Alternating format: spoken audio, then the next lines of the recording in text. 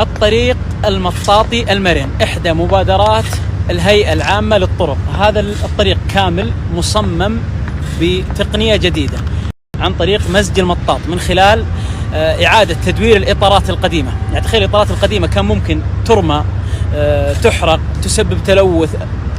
الهيئة العامة للطرق أعادوا الاستفادة منها من خلال الطريق المطاطي المرن. الإحصائيات تقول 53% من الحجاج أعمارهم أكثر من 50، و38% منهم يعانون من مشاكل من السير على الطرق الصلبة.